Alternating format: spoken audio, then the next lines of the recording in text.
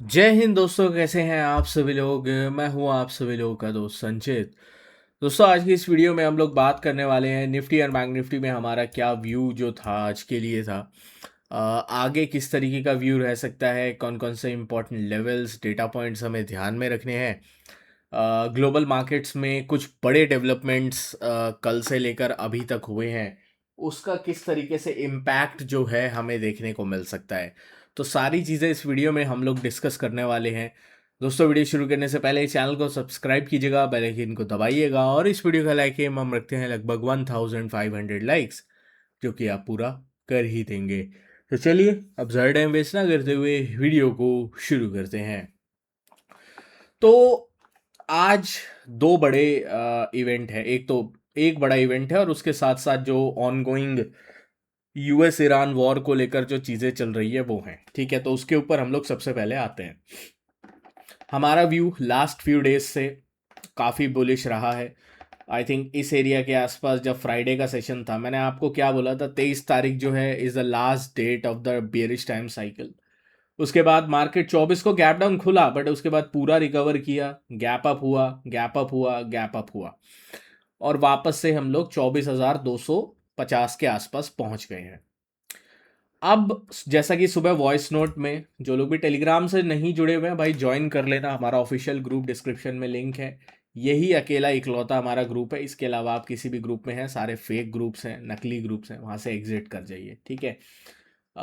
मैंने यहाँ पे वॉइस नोट आपको भेजा था। वॉइस नोट में मैंने डिटेल्स आपको दी थी कि क्या जो है आगे का समरी रह सकता है। और क्लियर है उस समरी में कि आज रात से लेकर इस संडे तक का टाइम बहुत ज़्यादा क्रिटिकल है, क्योंकि दो तीन चीज़ें हमारे सामने खड़ी हैं। सबसे पहली चीज़ जो खड़ी है वो है यूएस फेड का आज रात का डिसीजन। 2020 से लेकर आज तक जब भी यूएस फेड की मीटिंग होती है, तो जो फेड वॉच है, जैसे ये वाला जो एक आपको फिगर यहाँ पे दिख रहा है, ठीक है, परसेंटेज वाइज, ये जनरली वन साइडेड होता है। ठीक है। 95% से ऊपर जो है, जो चीज़ होनी होती है वो चीज़ होती है, और 5% जो है उसका चांस होता है जो चीज़ नहीं होनी होती। This is the first time 2020 के बाद हमें यूएस फेड का जो यूएस फेड वॉच है उसमें इतना डाइवर्जन जो है वो दिखाई दे रहा है। एक महीने पहले 70% चांस था कि रेट हाइक नहीं होगा। एक हफ्ते पहले 65% चांस था। कल वापस 70% हुआ, इसलिए बाजार फिर बुलिश हो गए।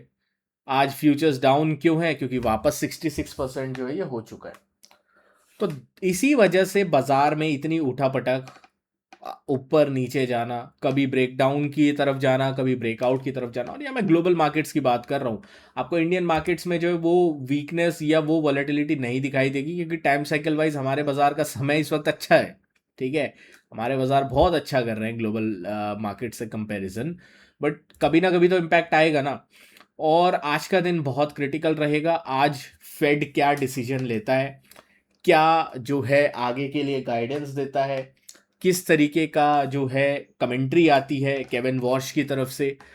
क्योंकि पिछली बार वो बहुत ज़्यादा पॉजिटिव होप के साथ लोग गए थे कि केविन वॉश है भाई, डोनाल्ड ट्रंप के आदमी है, वो जो है पूरा बुलिश वगैरह बोलेंगे। लेकिन डोनाल्ड ट्रंप के आदमी होने के साथ साथ अब वो जो है फेड चीफ भी हैं, और उन्हें रियलिटी रखनी पड़ेगी। क्योंकि अगर फेड चीफ जो है सिर्फ एक पपेट की तरह बात करना स्टार्ट कर देंगे, तो that is definitely going to impact the bond market. और बॉन्ड मार्केट में अगर फेड की क्रेडिबिलिटी खराब होती हुई दिखाई दी, तो बॉन्ड मार्केट पैनिक कर जाएगा, and that is going to trigger another spiral impact. तो वो एक अलग इश्यू जो है वो हो सकता है। खैर, ये तो हम आज रात को फेड पे जुड़ेंगे, और रात को शायद मैं लाइव भी आऊँगा, तो टेलीग्राम पे ज्वाइन रहिएगा, नोटिफिकेशन मैं भेज दूंगा आपको। यूएस ईरान वॉर में क्या हुआ, आई थिंक 4-5 दिन के पॉज के बाद ईरान ने जो है आज सुबह सुबह एक सरप्राइज अटैक किया, अकॉर्डिंग टू यूएस मिलिट्री। सुबह सुबह जो है सरप्राइज अटैक किया जॉर्डन का जो एयरबेस है वहाँ पे। उसके बाद जो है यूएस और सऊदी ने अटैक किया इराक में, जितने भी ईरान के बेसिस है वहाँ पर जो है अटैक किया है। एक चीज़ आप नोटिस कीजिएगा, यूएस ने डायरेक्टली ईरान पे अटैक नहीं किया है। रीज़न क्या है? जैसा मैंने वॉइस नोट में भी समझाया, वॉर को बहुत ज़्यादा लेवल पे नहीं भड़काना चाहते हैं डोनाल्ड ट्रंप, क्योंकि अगर वॉर बहुत ज़्यादा लेवल पे भड़कती है बिफोर द फेड मीटिंग जो कि आज रात को है, यूएस फेड फोर्स हो जाएगा रेट को हाइक करने के लिए, तो वो एक सबसे बड़ा इवेंट जो है हो सकता है। तो इसीलिए अभी बहुत वो शांति दूत बने हुए हैं।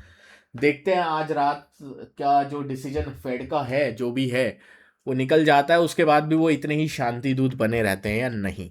ठीक है, अब बात करते हैं चार्ट्स की। चार्ट्स के लिए जैसा मैंने आपको लास्ट कुछ दिन से बता ही रहा हूँ, 915 का प्लेटफॉर्म में यूज़ कर रहा हूँ।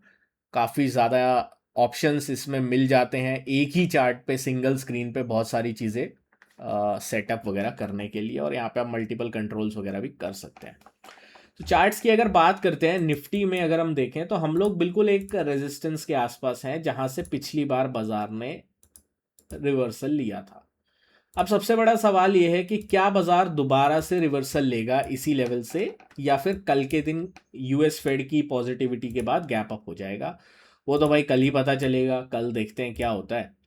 तो अगर कल निफ्टी जो है 24,280 के ऊपर गैप अप खुलता है तो उसके बाद 24,370 380 की जगह बहुत आराम से खुल जाएगी।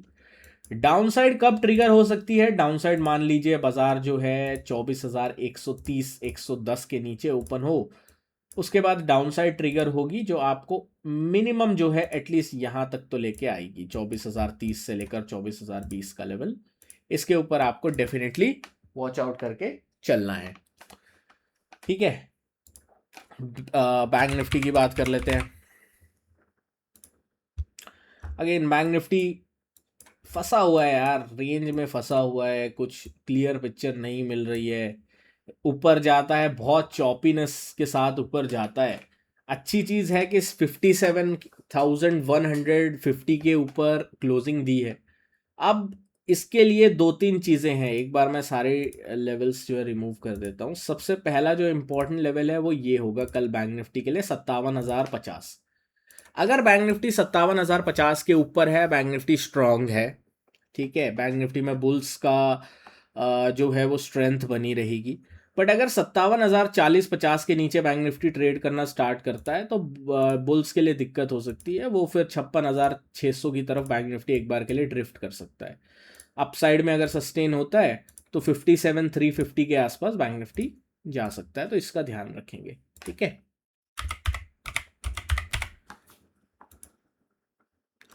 सेंसेक्स की बात करते हैं। अगेन निफ्टी जैसा सेम स्ट्रक्चर जो है वो सेंसेक्स में हमें बनता हुआ दिखाई दे रहा है।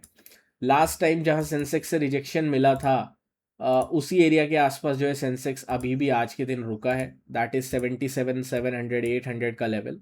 अगर इस लेवल को निकालता है सेंसेक्स तो उसके बाद सीधा 78,300 78,200 तक की जगह खुल जाएगी। डाउन साइड की अगर हम सेंसेक्स की बात करते हैं तो ये स्विंग बहुत इंपॉर्टेंट है जो कि होगा 77,300 350 का लेवल। इसके नीचे अगर सेंसेक्स जाता है तो हम लोगों को 76,950 930 की तरफ सेंसेक्स आता हुआ दिखाई दे सकता है। ठीक है, एक्सपायरी है तो डेटा पॉइंटर्स अगर हम देखना चाहें तो कुछ इंपॉर्टेंट डेटा पॉइंटर्स अगर हम देखें तो पुट राइटिंग सेंसेक्स में ज़्यादा है। ठीक है, अगर हम देखें 2 करोड़ के आसपास जो है वो पुट राइटिंग है। कॉल ओआई अगर हम देखें तो 1.5 CR है, तो इसका मतलब 50-60 लाख जो है पुट राइटिंग ज़्यादा हो रखी है सेंसेक्स के अंदर। तो पुट राइटर सपोर्ट देने की कोशिश कर सकते हैं, बट जो मेन पॉइंट है वो पेन पॉइंट रहेगा 77,350 370 का। अगर इसके नीचे सेंसेक्स ट्रेड करना स्टार्ट करता है तो दिक्कत हो सकती है सेंसेक्स में, इसका आप ध्यान रख सकते हैं। बाकी 915 का प्लेटफॉर्म आप यूज़ ज़रूर कीजिएगा, काफ़ी ज़्यादा इंटरेस्टिंग फीचर्स एंड ऑप्शंस आपको इसमें कस्टमाइजेशन के मिल जाते हैं। अगर आप ट्रेडर हैं तो आपके लिए काफ़ी ज़्यादा बेनिफिशियली ये हो सकता है, specially on a single screen. ठीक है, मिलता हूँ आपसे नेक्स्ट वीडियो में दोस्तों। Thank you so much for watching guys. जय हिंद, वंदे मातरम।